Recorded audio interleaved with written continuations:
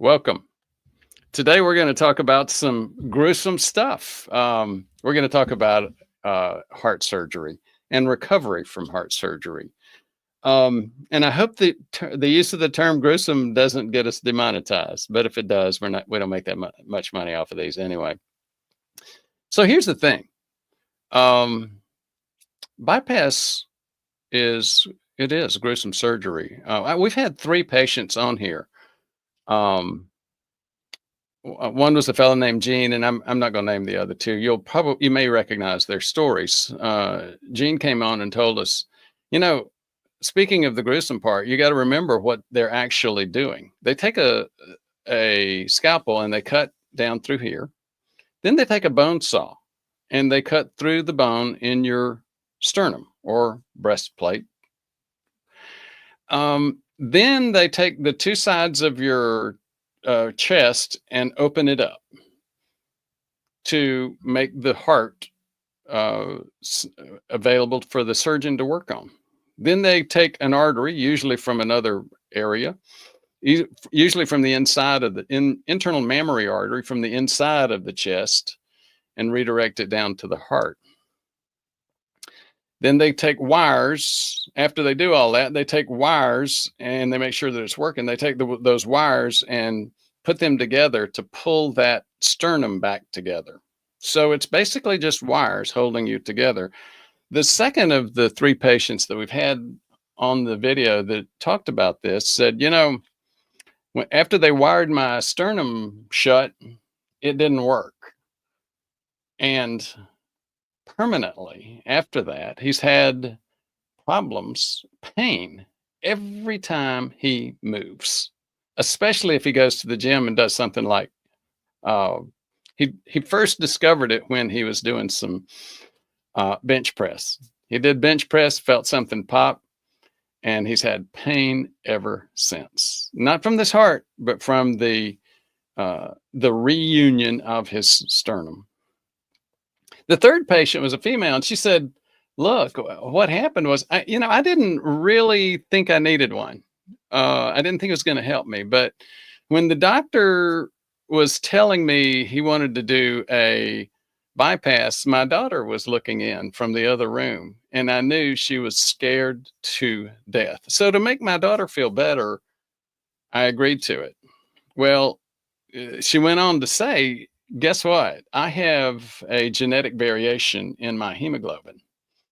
They gave me a transfusion of blood and it almost killed me. So I got really in touch with my maker then. And you know what? I'm not nearly so afraid of dying as I was prior to this process because I got really close to it. And it's interesting. I did that again to make my family feel better, and I don't regret it. So, as you begin to listen to this, you realize that cardiac bypass, coronary bypass graft surgery is not fun. It's not simple. It's not harmless. But here's the thing. Here's the worst part. It's only the beginning. If you don't get it right after that part, you'll die. You'll die quickly. So here's the thing. You really need to focus on that rehab part. That's when our second patient had to start getting involved and pushing through that pain. All of them had to push through the pain of having a chest that was now not connected anymore, like it had been their whole life, and starting to move. And you usually want to get people to start moving within a first day, 24 hours after that surgery. So, Jesus, you want to come on and join me here, and we'll talk a little bit about how to survive after open heart surgery. Yep. Fortunately, none of us have gone through that process. Unfortunately, we see a lot of patients going through that. A lot of patients come to the practice and they're like, you know what? I already went through a cabbage procedure. I'm scared to death. And we understand that. Like you just mentioned, the higher risk of having a new heart attack comes 6 months to a year or within the next year after having the procedure done. So we really wanted to talk about that because either the channel focuses on prevention, on avoiding this happening, but we know that there's a lot of people that, I think somebody said the horse has left the barn, right? Yep. It's out of the barn. Yep. The horse is out of the barn. Hey, So Sus, you're Mexican, but I'm sure you've heard that term, right? I heard it from a patient and from a viewer, I think, whenever they asked us to discuss this. So let me put you on the spot. So what should they do?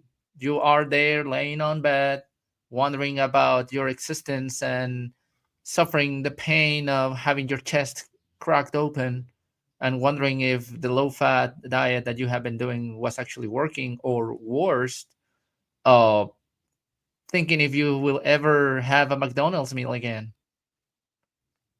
That's a good question. So it's interesting when you and I were talking about the prep for this video. What became very clear very quickly was, yep, it's metabolism, and that's the goal. It's metabolism that causes plaque, not local issues.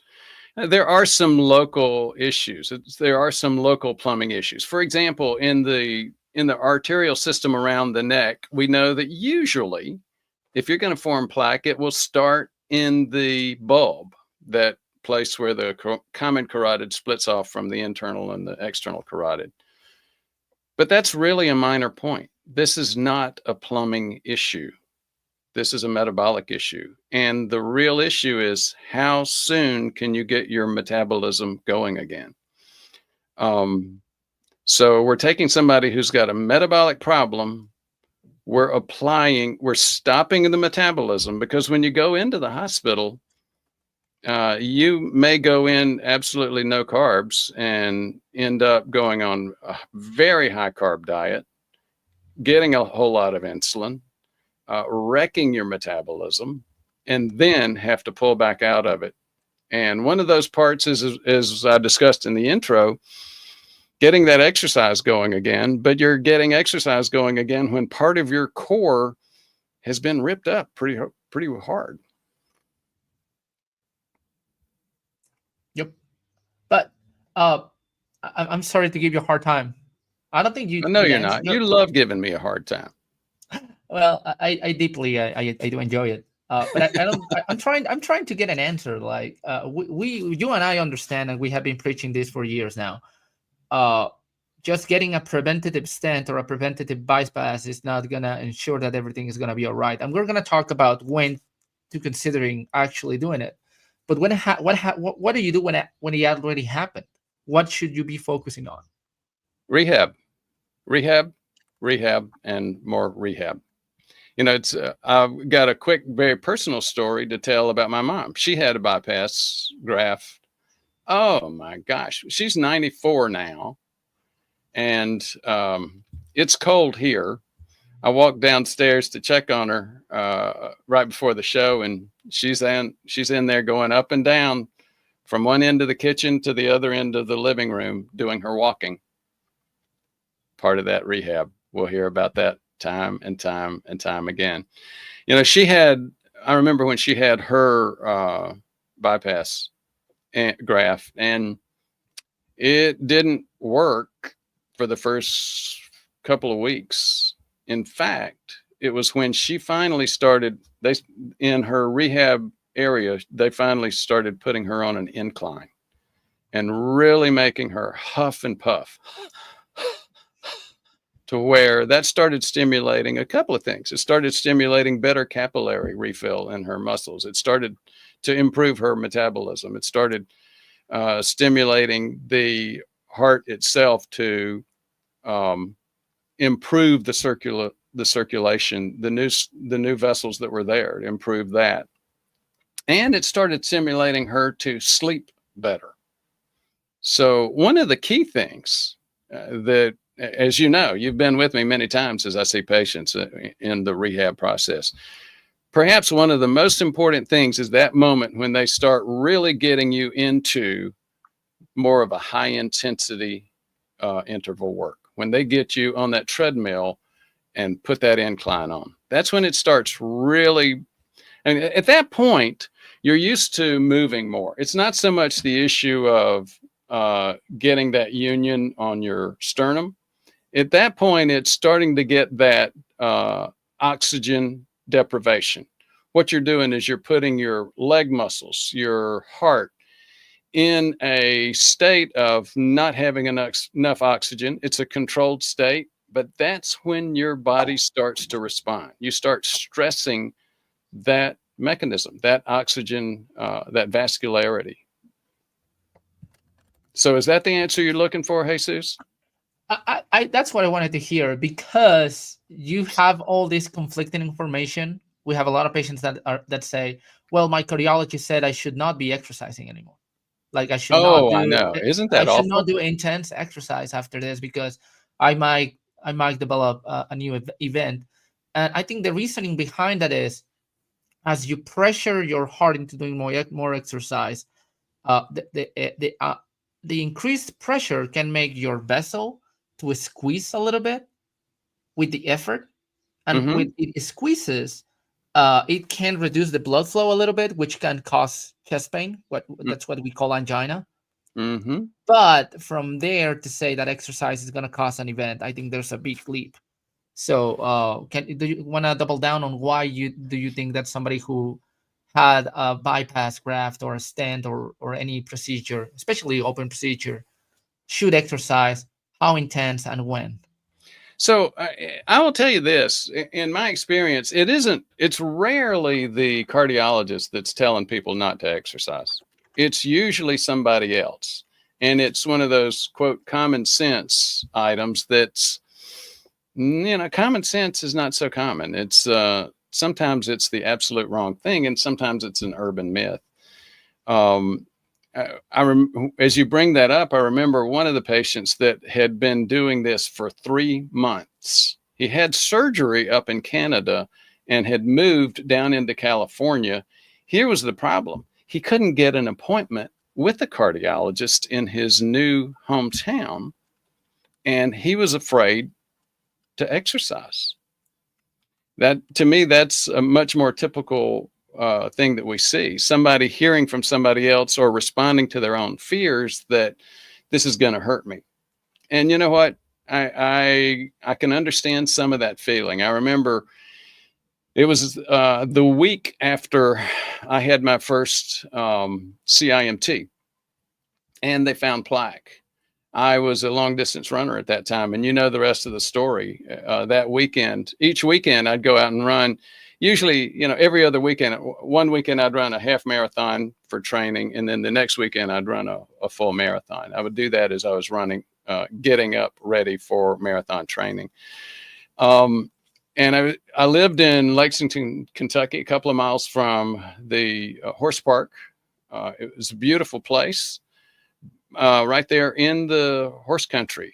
And one of the visions that I had in my brain was, I know I've got plaque in my heart now, so I'm at risk for a heart attack and stroke. What if I go out running and if I have a heart attack, it won't be 5 minutes by the time they find me and pull my cold body out of the ditch next to a beautiful horse farm. It'll be cold by that point. But then, I had to go back and challenge my own emotions myself and say, look, you're a professional in terms of this specific area. You have reviewed the literature. You've reviewed all the science, and it's really clear. Exercise does not cause a heart attack. So get on out there and do it. And sure enough, within a few minutes, I'd forgotten all about that.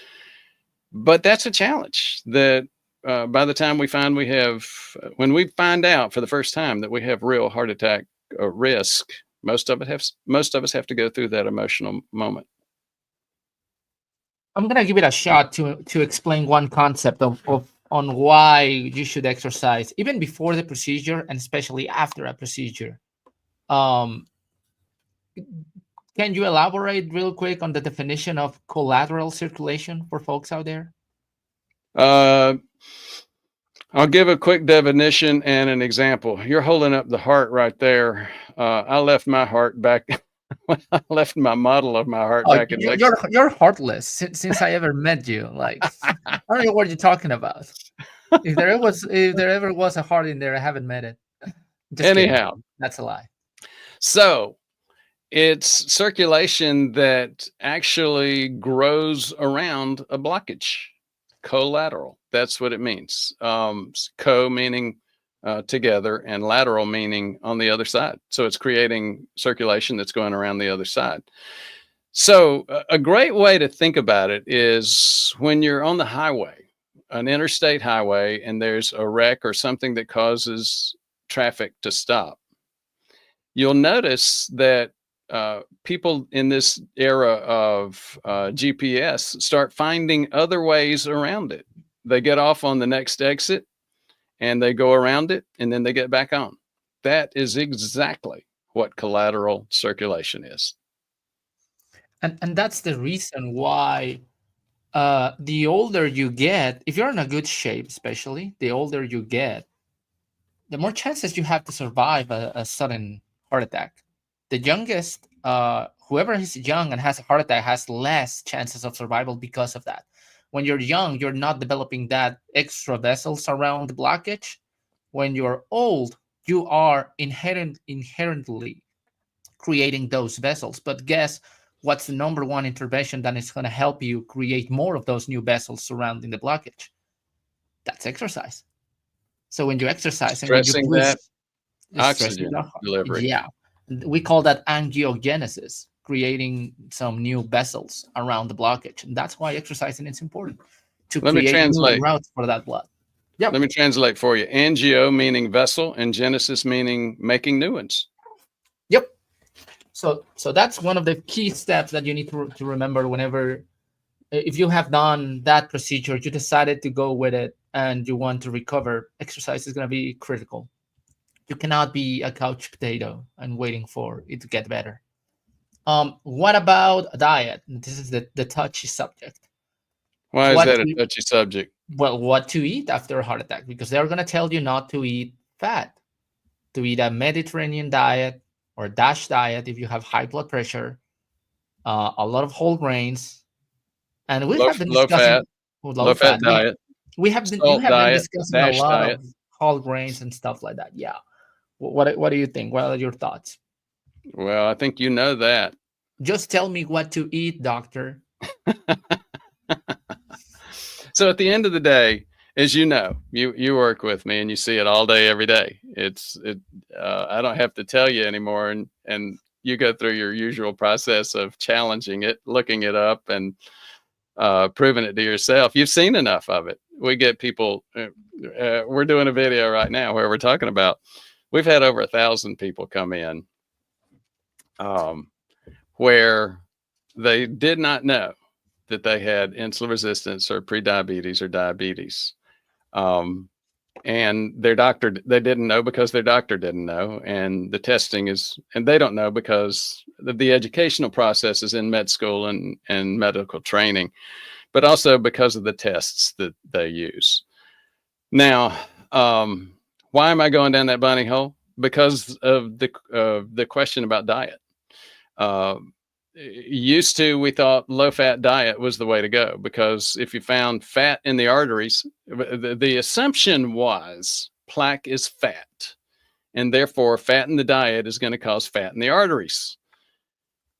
I think for the most part, we're mostly over that. Another assumption was, well, the fat is a type of cholesterol. So anything that gives us cholesterol in our diet is causing cholesterol in our artery walls, meaning eggs and egg yolks. I think for the most part, our culture is over that as well. Now it's still an issue of is fat in the diet causing fat in my artery wall? And the answer is no. Sugar in the diet causes fat in your artery wall and elsewhere. You want to tell us why, Jesus? Well, you start training your body to learn how to burn fat, and the other part is you are not pushing high levels of glucose, which actually cause inflammation and end up being stored as fat in multiple places, including your vessels. High levels of glucose cause high levels of insulin. I didn't knew that this was gonna become on a test for me. So Well, one you one started it. forty. You are the expert. I'm just a trainee. I'm your Padawan, and I wish to be the Padawan always because you are the expert over here. But yeah, 140. If I But repeat well, my back to the notes. point. So what you're saying is the evidence that's out there would indicate that the longer your blood sugar's over 140, the more you have danger of creating plaque. The reason that you have danger of creating plaque is that these higher blood sugars cause higher insulin values. And what most people don't understand, including most doctors, unfortunately, is that insulin stops fat burning. Yep. So then once we can't burn our fat, now it started off we couldn't burn our glucose. Now we can't burn either glucose or fat. So that's where we start getting into metabolic disease. As Jesus mentioned, you start getting inflammation, you get this snot formation in the lining of your arteries because your immune system's attacking that inflammatory process. It's a vicious spiral. The more inflammation you get, the more inflammation you're going to get. Yep. So, what's your opinion on Mediterranean diet, whole grains versus zero carbohydrate diet? Well, let me go back and again talk about a couple more examples. You know, a couple of people that I remember, as you know, when we were developing this last video, a couple of the people that I remembered that we had found their full-blown diabetes had just come to us from having coronary bypass graft. They'd been in the hospital, they'd had problems. It was very interesting. They were on a very high carb diet. They had no idea that they had diabetes. The hospital discharged them with the hospital doctor, and their own primary care doctor had told them to go on a low fat diet. So they were going on a low fat, high carb diet, and they had full blown diabetes. You do oral glucose tolerance tests, and their blood sugars were going up 250 and higher. And it's like, we all know it. What's unfortunate is docs are not poorly trained enough. You can't, a doctor, even in training, cannot deny that diabetes is a major driver of heart attack and stroke. But where they miss the connection is just how common, how prevalent that diabetes is. Just like those two patients went in for a bypass graft because their arteries were all inflamed, and ended up still not getting a diagnosis of what was causing it. As you know, happens time and time again. We see it all day, every day. So let me ask you one more thing. And this is inspired by the comment that I saw over here. And I think it's an interesting thing to talk about because I don't think we have ever mentioned it. Ever mentioned that. Let me see if I can find it. Well, What? you're looking, Dave Murphy's there. I don't know if you remember Dave. Dave lost like Yeah. 135 Yeah, that was pounds. very impressive. Yeah. And Dave Murphy is a great guy, guy for giving you the answer on low carb diet. He lost that 135 pounds on a keto diet. Exactly right. Look at Woody is asking here. I wish the medical community will actually clarify why lesions occur in the arteries in the first place. No cardiologist has ever addressed that with me, which was it's what you mentioned. And the other part is remembering what a bypass is. So whenever you are subjecting yourself to a bypass surgery, what's happening in there is that they are seeing the blockage and they're basically taking that part of that artery away, and they are replacing that blocked artery with a clear artery from elsewhere. It can be a vein from your leg. They just get the vein, and the veins have like small valves inside them, so they turn it around like if it was a sock, and they sew it on that place. That's right. They can get an artery from your chest, either near to the breast, and Internal mammary artery. Yeah. an artery from the arm, or an artery from near your stomach. So if you think about those CABG clear arteries, well, they take away the blockage, they replace it. Does that Well, what solve the problem over time? That's the question. well, what they're actually doing, the first concept that you brought up was collateral circulation. That process is artificially creating collateral circulation. Yep. That's all they're doing. Yep. So that's why Dr. Brewer and I, it's not like we don't tell people don't do it. I don't think we have ever said that. No. What we say is consider what's going to happen, because in words of one of our friends and management person, Fred, it's a brutal procedure. And then if you think that you're safe after that, that's the problem.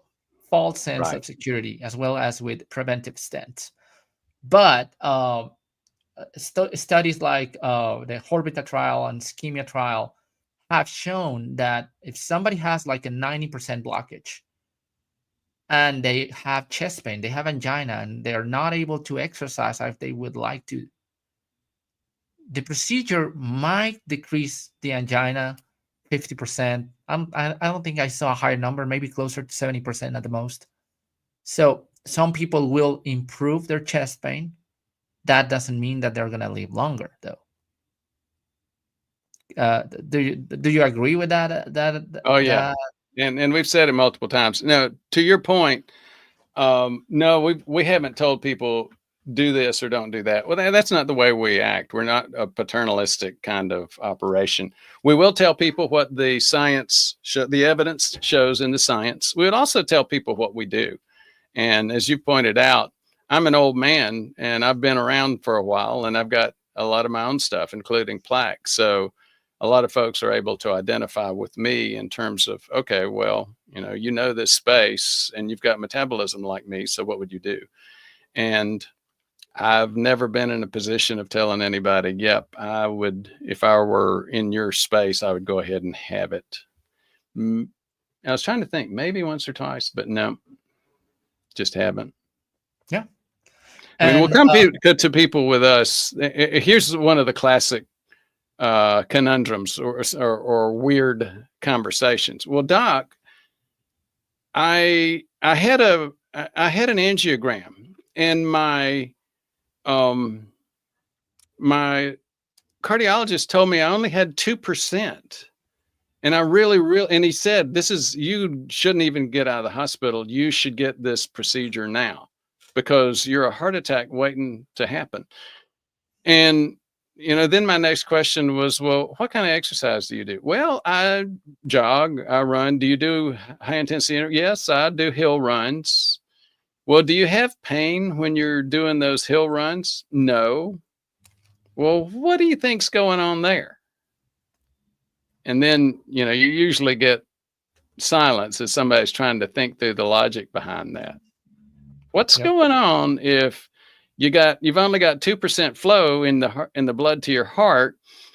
Your cardiologist, who's thinking like a plumber, is panicked, or maybe he's thinking about paying his next, I hate to say this, but it's true.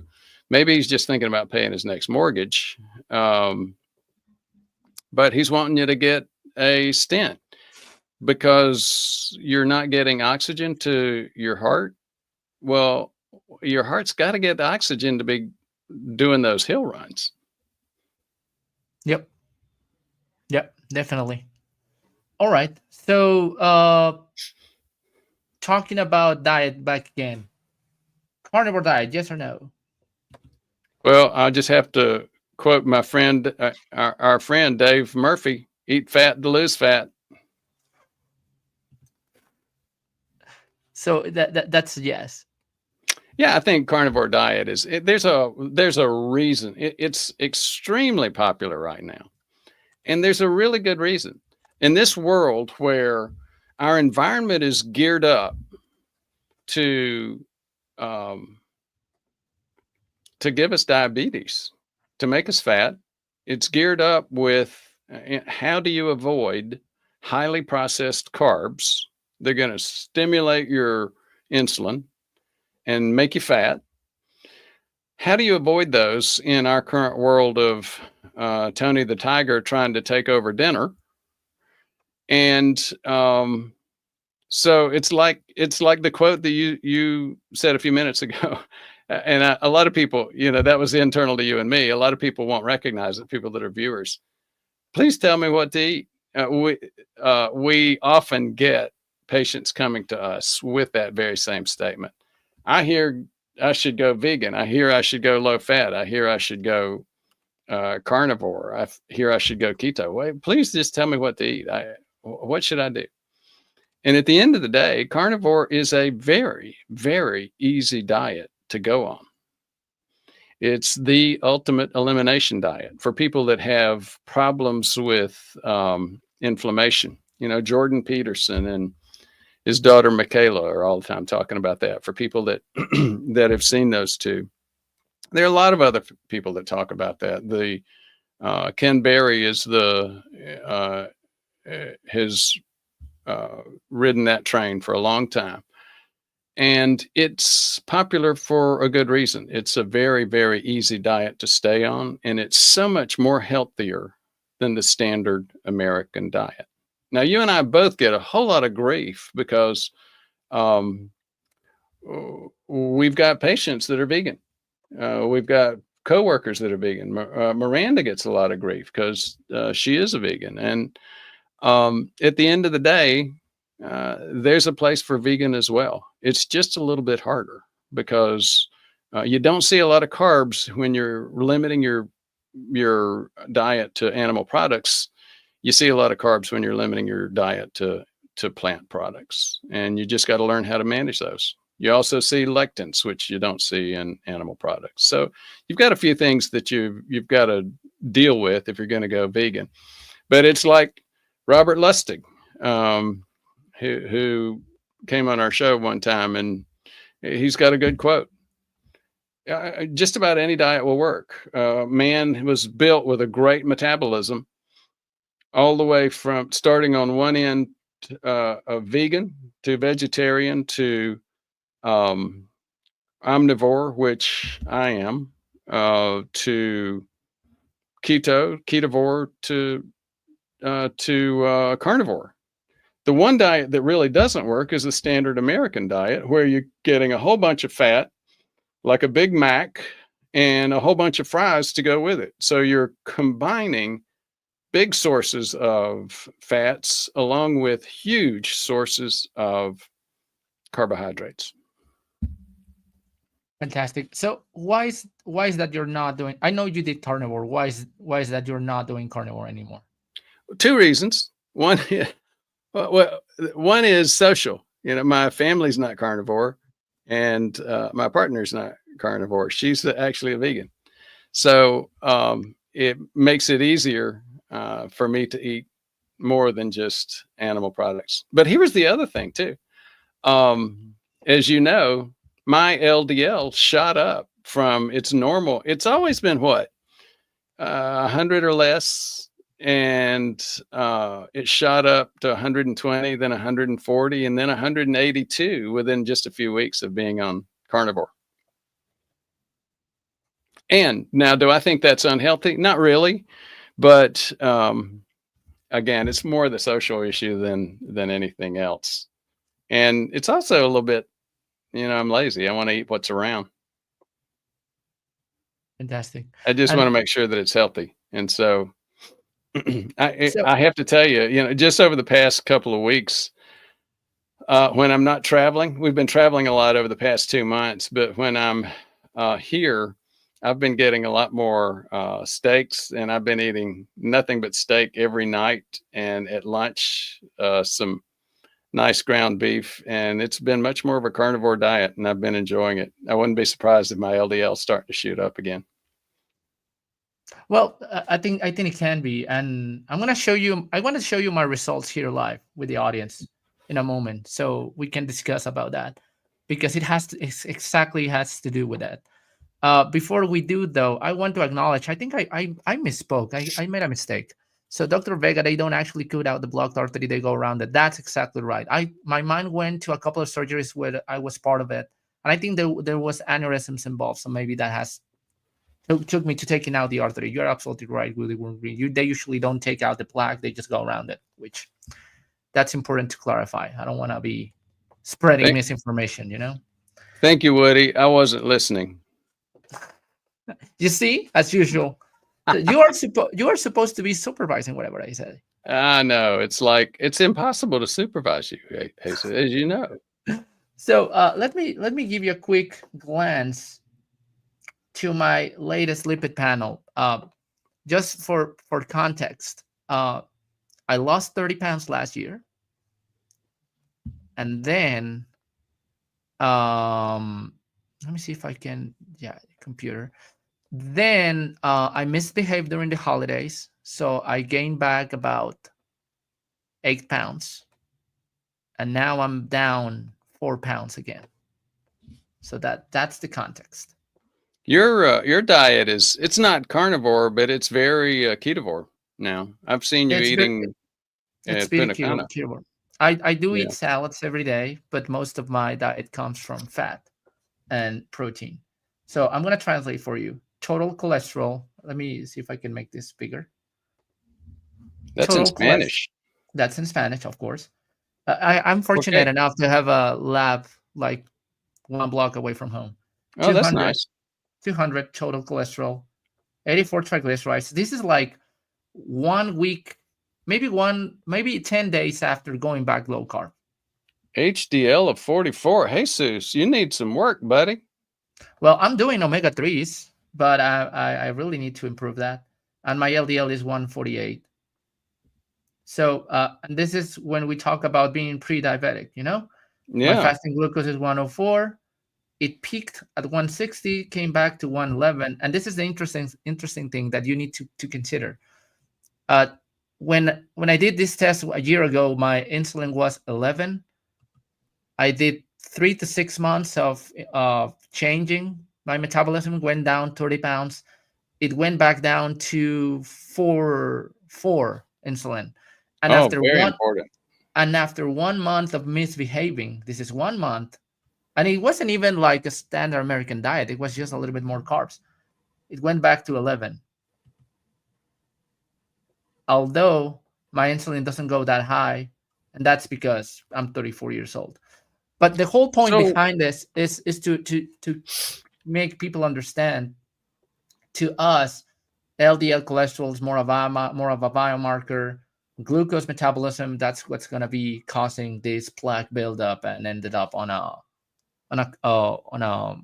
plaque building on your arteries. And I'm having my calcium score done later today, my first ever calcium score. so what does your HDL usually run? Like that. I think the highest I have seen is like 50. Mm. You're not as in. I'm in better shape than you are. Oh yeah, for sure. But that's the whole My conversation. HDL tends to run. My HDL in September was 73, and my triglycerides was 41. Oh yeah, and that's because you are more disciplined than I am. I'm kind of playing with my youth and saying I can do a little bit more than that. But of course, I don't want to end up on a hospital bed after a cabbage or a stent. That's the So truth. that's the kind of stuff that we look for. Like there are multiple other biomarkers that we want to take a look at, but that was just a quick glance on being human and why sometimes, even though a zero carb diet can seem attractive, it's not easy for everyone to get to that point. I don't think I'm going to be able to do a zero carb diet, and I know you are not going to be able to do that either. Yeah, well. That's not my plan. I think I'm doing great with with the diet that I'm on, which is usually it's interesting. It varies between 20 and sometimes goes up a little over 100, but most of the time it's around 50 or less.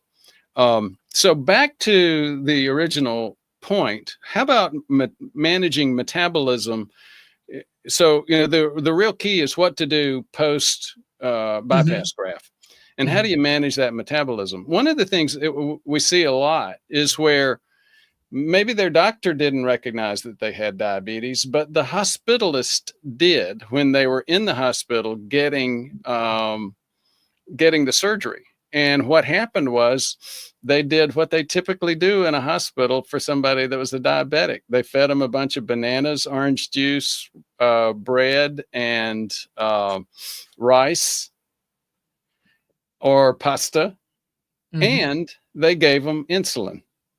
So quite often we'll have people didn't even know they're diabetic. And their doctor still doesn't know they're diabetic once they got out of the hospital. But the internist that was acting as a hospitalist in the hospital knew it and put them on the typical really bad diet for a diabetic. All kinds of, I mean, it's like the standard American diet, and then started adding insulin to boost that. So what do you do then?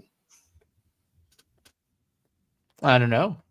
You're going back to cold turkey. I mean, that's um, quite most of those cases where that happens. Um, they don't continue the insulin on the way out of the hospital. Sometimes Hmm. they do, and then you got to go through that process. But most of the time, they just do that during the stress of the hospitalization. So it becomes an issue of, okay, I need to start backing off of those carbs again. And for some people, that's an addiction. Some people, that's a major behavioral challenge. Um, Others try to fight that battle. Others try to say, look, I do not want any carbs in my hospital food. Good luck on that. Hospitals are not high end hotels, and they're not. It's rarely made to order kind of food. So that's one of the bigger challenges, and that and the challenge of getting to high intensity interval work are the two big things that people need to concentrate on as they're rehabbing out of uh, bypass graft. Definitely. So two key steps is going back to doing cardiac rehab, getting back in shape, doing exercise, Hit. uh, hit training, high intensity interval training as soon as possible. Then doing a low carb diet, which is what we do recommend: low carb, ketogenic, whatever. I will say even Mediterranean diet. It's good as long as you're taking care of what type of carbohydrates and how much you're eating, and if it's spiking your blood glucose and for how long. What about just mentioning a couple of other important items like sleep and stress? You heard of people saying he got a heart attack after getting into a fight with his wife or his husband, or having a very stressful situation going on, and then boom, heart attack. Um, Number one, you don't see that as often as, and that's more of an urban myth as well. But poor sleep, I do think, as you know, you work with me. I think poor sleep is going to become the smoking of this next decade. In that people don't recognize the severity of the risk factor associated with sleep yet, and they're just now beginning to notice it. If you haven't read the book, is what was his name? Do you remember the name? Why We Sleep, Walter or something? Matthew Walker.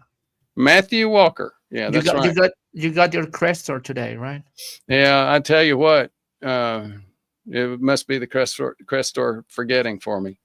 Um, so Matthew Walker talks about this in his book, and if you haven't read that book and you have any interest in sleep, if you have any interest in being healthy, you ought to have an interest in sleep, and you ought to read that book. Uh, One of the examples that he talks about is you can have problems with sleep that you don't even notice. They've measured this, they've picked it up in sleep labs where people don't get as good a sleep as they should, and their insulin resistance, diabetes, prediabetes, increases for the next 48 to 72 hours. So just think about it. one of the very common things that we see among our patients, especially diabetic and pre-diabetic patients, is they have a hard time sleeping, as do I. And every night you have a challenge of waking up at 3 a.m. and can't go back to sleep for a couple hours. Wonder what that does to your insulin resistance. Yep. It's a big deal. Yeah. Yeah. And if you're using, I know Dr. Brewer is also doing a lot of monitoring on himself with the Whoop, the Aura, the Apple. I just have the Whoop, and I can really tell. I can really tell when I having a poor night's sleep, like my recovery just plummets. Even 1 or 2 hours of sleep being missing or waking up at night and not going falling back to sleep, it can really send your recovery from 90% back to 20-30%. So that messes up everything, and you cannot recover from that easily. All right, do you think it's a good idea to go answer a couple of questions before we hit the 1 hour mark? I think so. I And don't know if we're remember, gonna it's have. your job to keep me to an hour. Well, but this is an interesting topic we want to talk about. I don't think we're expecting that many views from this show. This is more for our audience that wanted us to talk on this, and I really wanted to ask you Yeah. a couple of things, which I'm learning a lot as well. Despite your apathy, Keith Lawson, answering questions from members is a great benefit. Yes, we're trying to do that. And somebody said, "Oh, you sold out. You are. It's all about the money. You want people to pay you to see content." We have a lot of free content like this show. It's just that we had people before giving some extra to support the channel, which goes a long way, and we wanted to retribute and giving something in return. So 2 that's points. Number one, regarding that point, I spend more of my time, and you definitely spend more of your time on the free content with this channel than we do anything that's paid. The other point is you're not going to do that $35 water ball. I think Gilbert has audio problems, so. Oh man.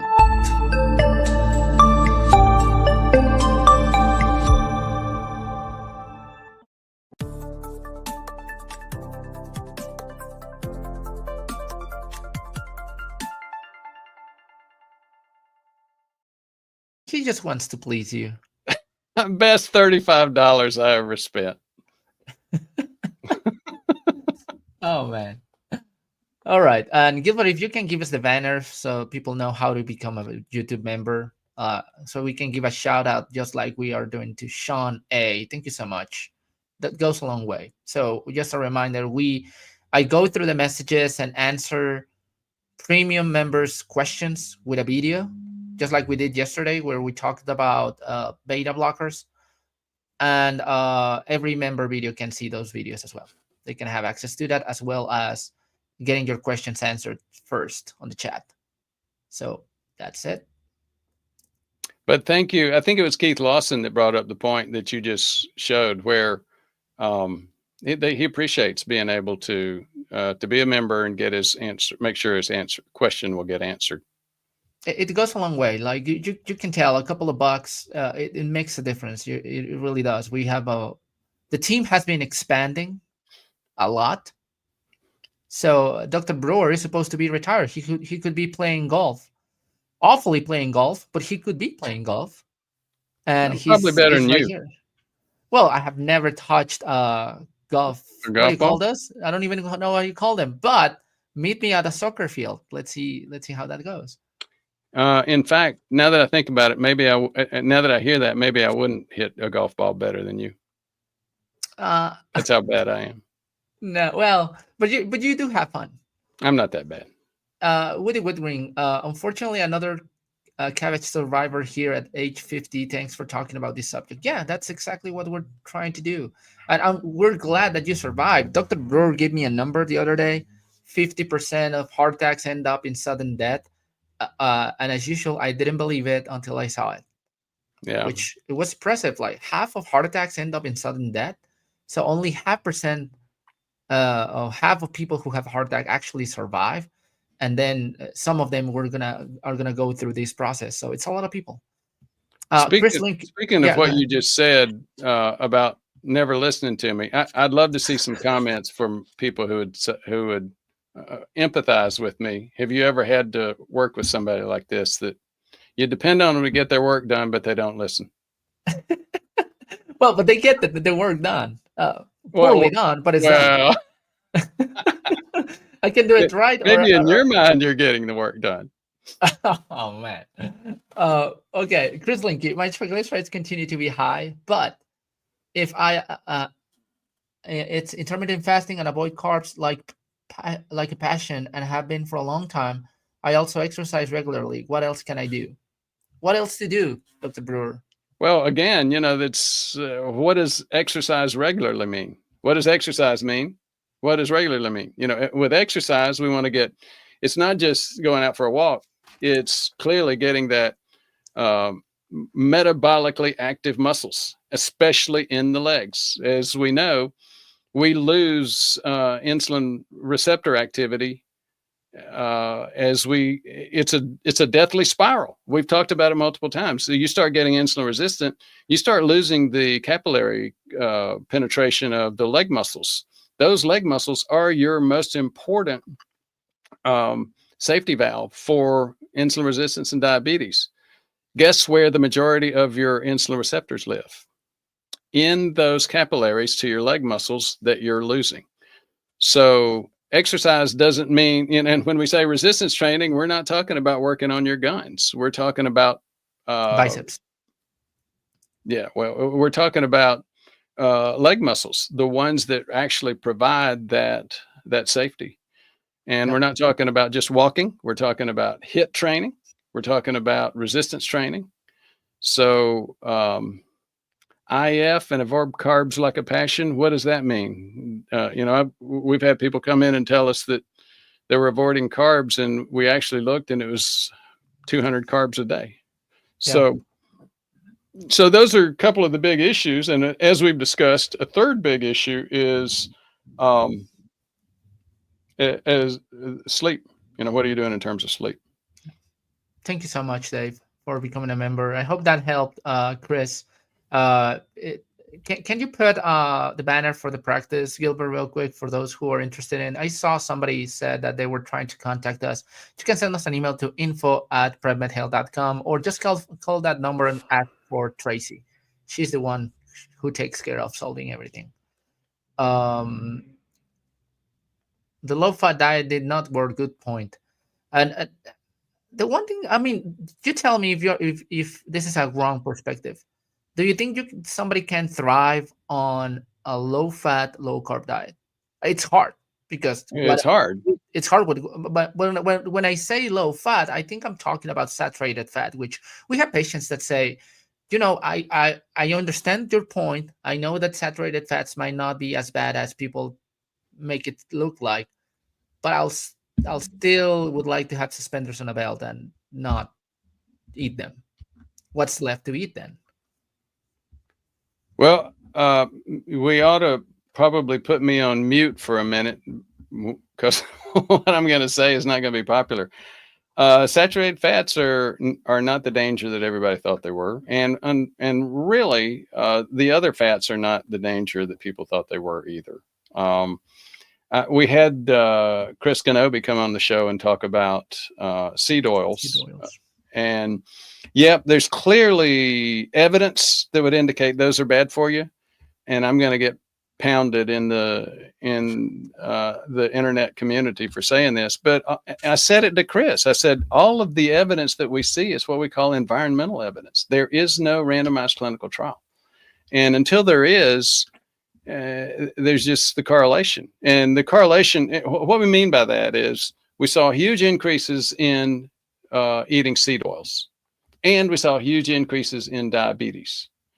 And we know that we've got a lot more, there is something going on in our environment. And because we didn't used to have over half of us starting at age 18 with prediabetes or diabetes. But then to jump to the conclusion and say that seed oils is causing the problem, we don't have the evidence yet that proves that. Yeah. I don't eat a lot of seed oils. I avoid them too because I Yeah, think the me evidence too. is strong enough to avoid them. But at the end of the day, I go back to that Robert Lustig quote. You can do well on most diets except the standard American, where you're mixing highly processed foods, especially highly processed carbs, with fats. Yep.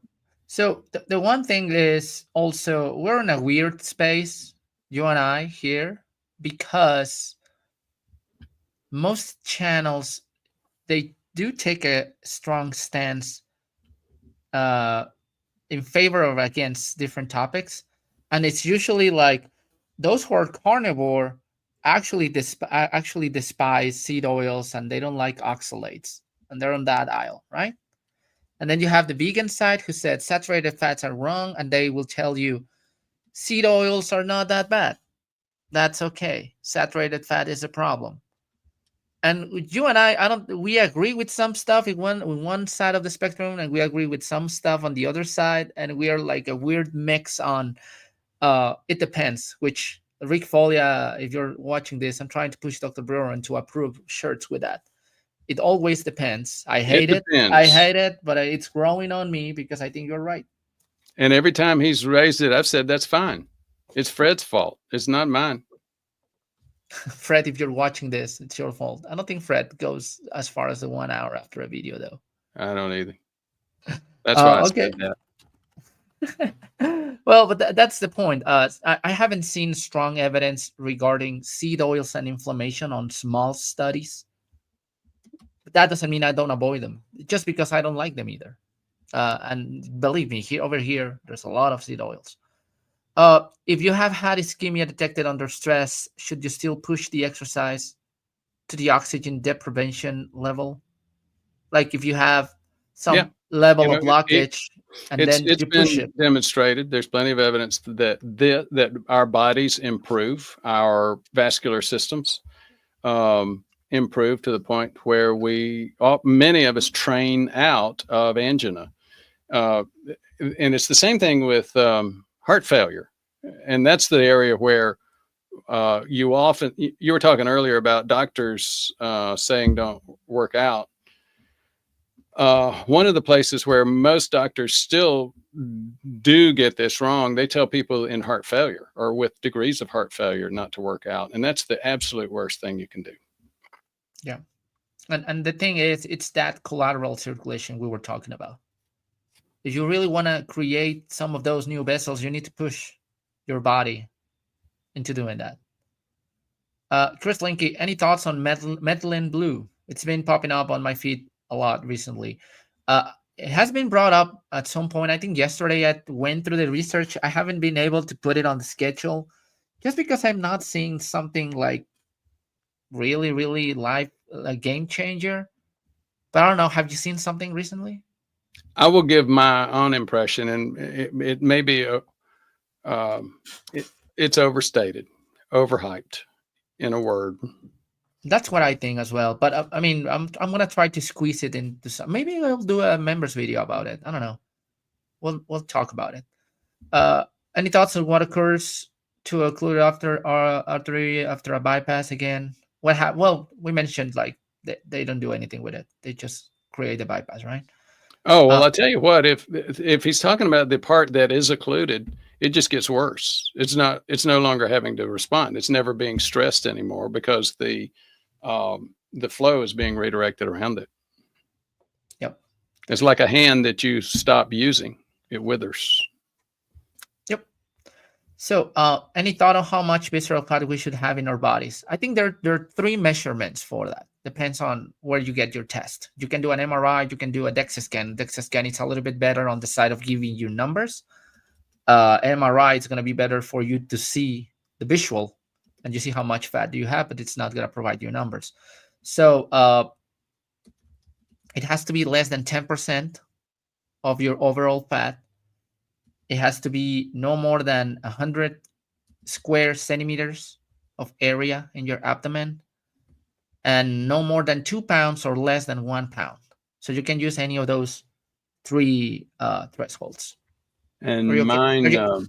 You okay Mine with that? tends to go, yeah, it does. Mine tends to go from like half a pound to a pound and back, depending on how much stress I'm under from Yeah. Jesus's shenanigans. Well, that luchador belly is mostly muscle. I will Yeah, give you that's that. right. Jesus gives me a hard time because I've got a little pooch in my lower belly. It's from all that cortisol working with Jesus. Well, some people will say it's the cortisol of being on a keto and low carb diet. Yeah, some people would say that, but no, that happened before I got the pooch. I actually got the pooch, as you know, when I was doing the Alabama project for a couple of years. Yeah, I remember that. Remember those times. Um, yep.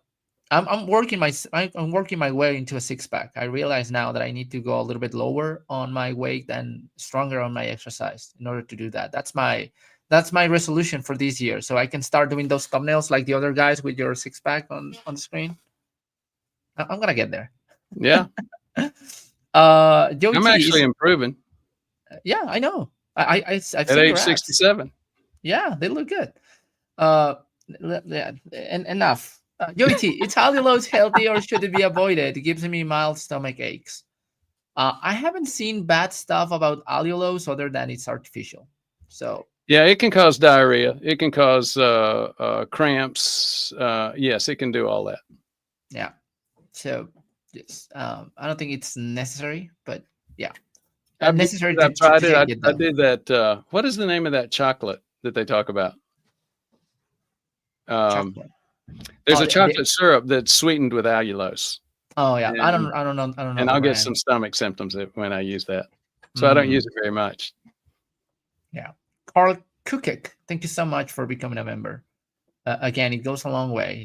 You cannot you have no idea how much that helps the channel. It really But does. again, if you don't want to be a member, that's fine. We love you either way. We're trying to provide some value over here, some perspectives, and you can tell us if you agree or not. I'm trying to find the next question. I hope I'm not skipping anyone. So while Uh, you're going there, I'll just mention somebody mentioned C15, and yes, I'm a big C15 fan, but I tried the supplement. I've got it right over there. I think it's overhyped and too expensive. I think C15 is something we want to get in our diet, but you can get it in pecorino cheese and cream cheese and things like that. So and that's what even I'm doing. butter. Yeah, even butter. So that's what I'm doing now. Can HDL be too high? Well, yes and no. Depends. Again, we really. I'm gonna make one shirt myself that It says it depends. depends. Just myself, maybe with a Yeah. pregnant logo, and let's see how that goes. If you like it, just put us in the comment if we should start selling those things. Back 20 and 30 years ago, before the medical community got deeper and deeper into this issue, they tended to think that there was a genetic thing. I forgot the term they used, but it was ineffective HDL. And where you tended to see that was HDL's right. Dysfunctional, isn't it? Yeah, dysfunctional HDL. Yeah, that's right. And where you tended to see that was in people that had an HDL over 100. So that's when you'd raise your eyebrows and start looking. I've got a ton of people with HDLs over 100. So as I started looking, and there's been a lot more genetics involving that more recently. And even if your HDL is over 100, the probability of you having dysfunctional HDL is still very low. So usually the higher, the better. And somebody asked, if I'm not able to get to that question, it has to do with this. Somebody asked, does a high HDL counteracts the damage that can be caused by high LDL? What do you think about that? I would much rather have a high HDL and not good LDL than a good LDL and not good HDL. And in fact, it doesn't matter which side of the lean mass hyperresponder, as Peter Attia has said, the cholesterol denier conflict, all of that. All of us have agreed that one unit of HDL is usually worth about 3 of LDL. They go in opposite directions, but HDL is probably about 3 times more impactful. And I would say maybe it's not so much impactful, but it's, again, both of these are significant bioindicators. That's where I was gonna go with, because you see people like I forgot what's the name of the most famous lipidologist in the field. I forgot. Dayspring? Thomas Dayspring, and I'm not taking statins. Imagine.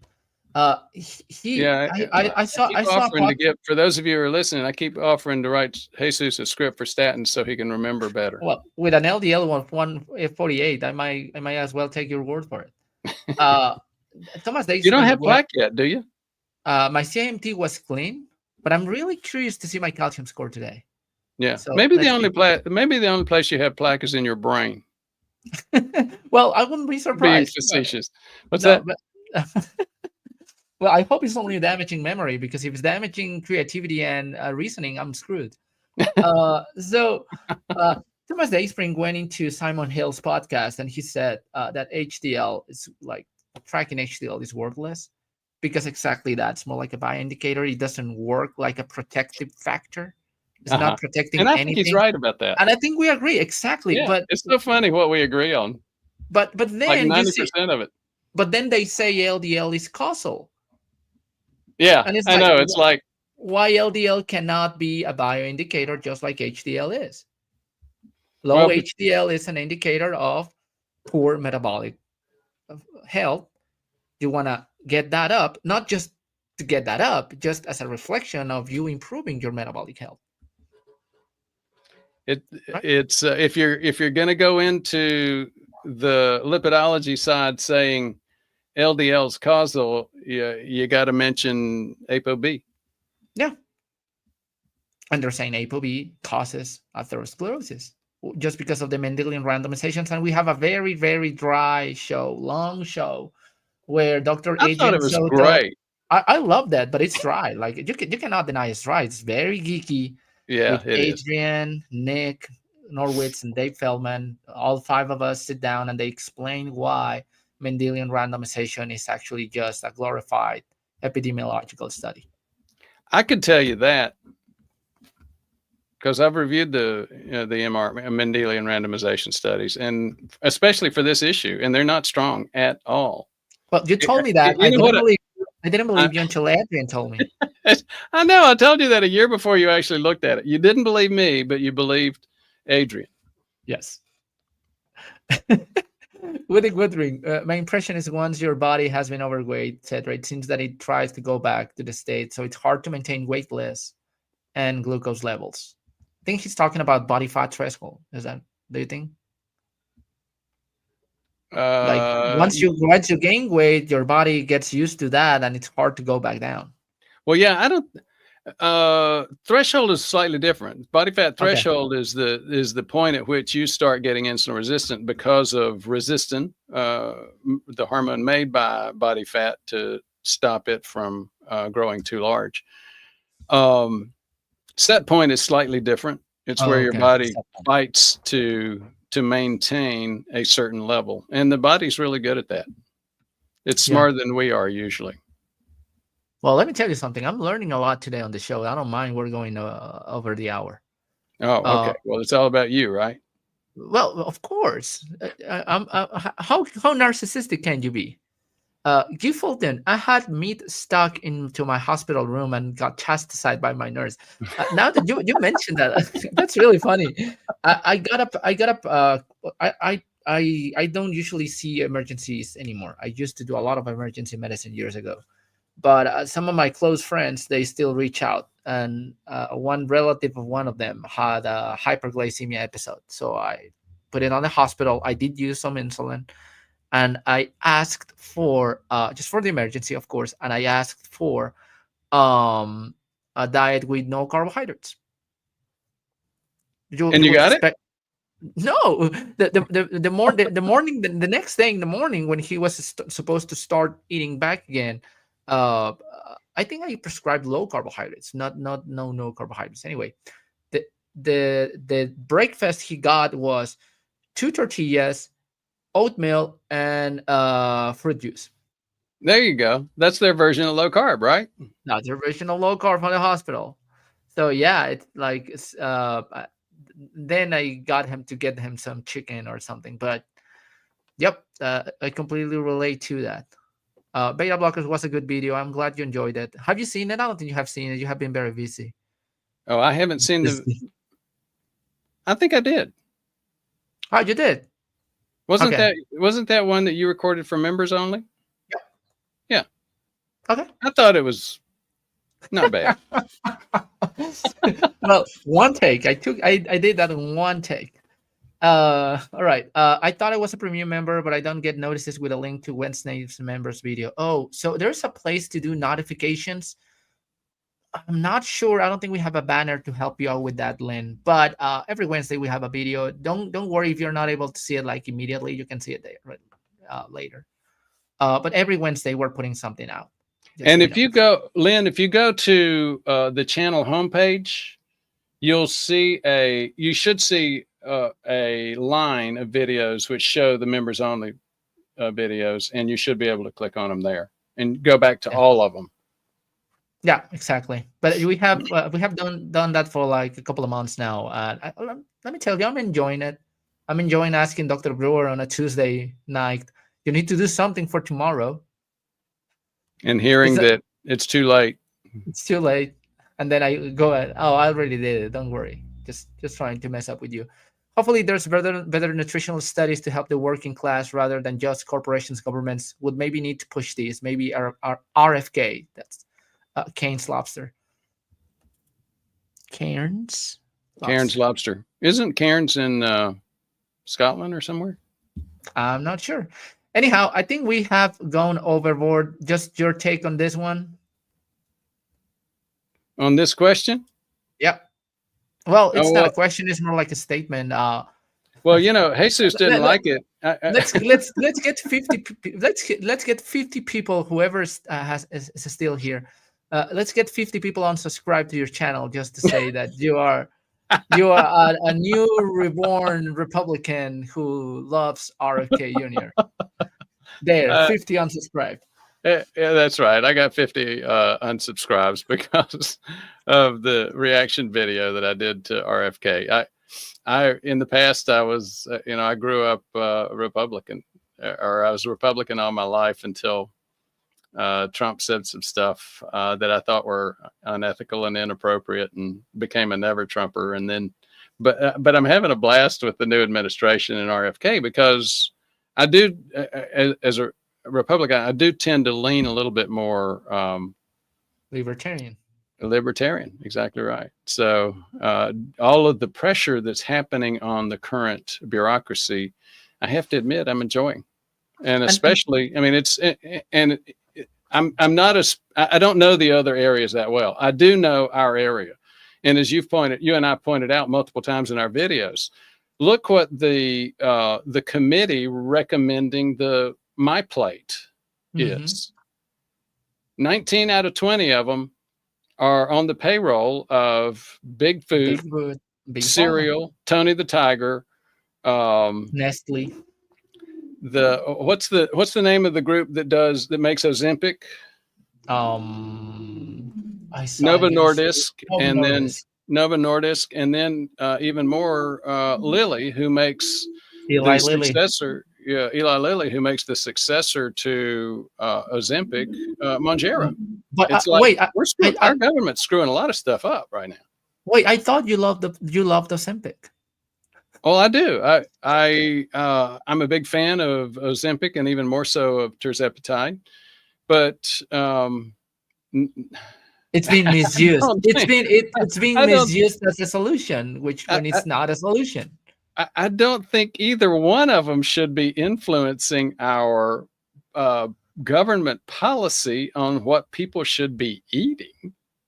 Yeah, and then dangerous. And it's incredible, because when you say, okay, I think RFK Jr. is correct when saying let's clean up the aisles and get more granular with processed food industry and stop people eating junk food and dyes or natural flavors, whatever that means, and all this processed stuff, chemicals. Automatically people say, well, then you agree with anti-vaccine policies, and you do agree with water's turning frogs gay and all that stuff. And it's like, uh, we're talking about one item here.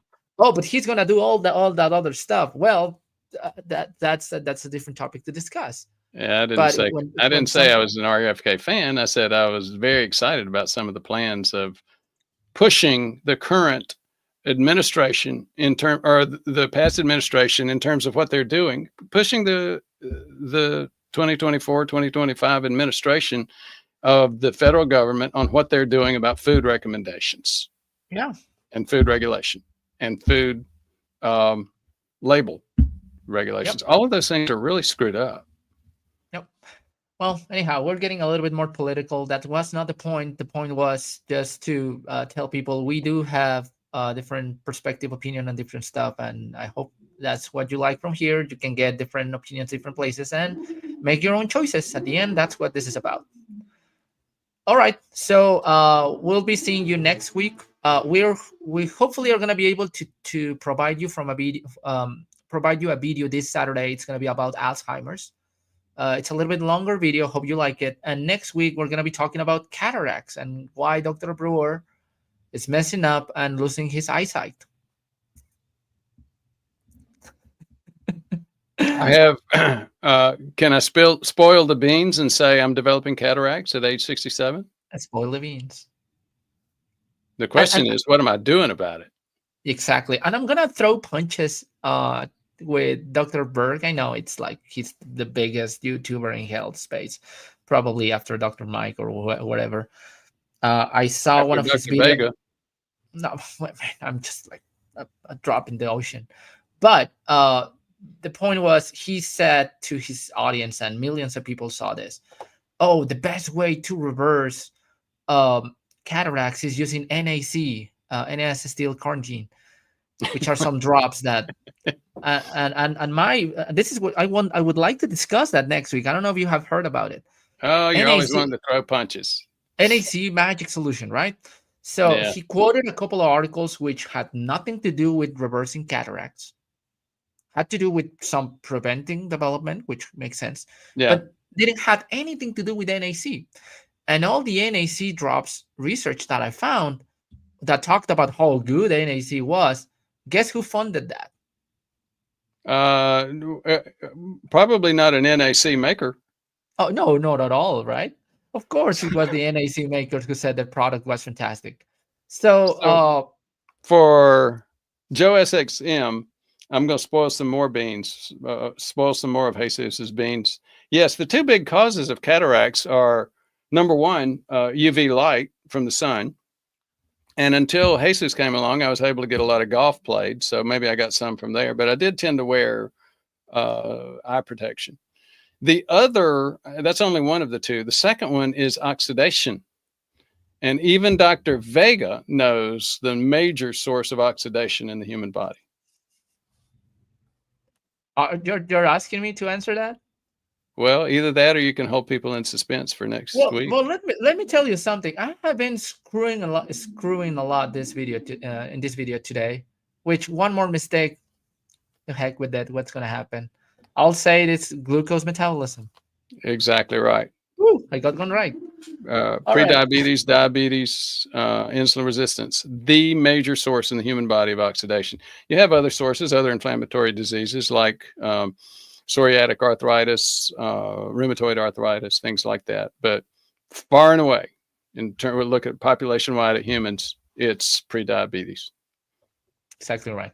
All right, that's the show. Thank you so much. See you next week. Thank you.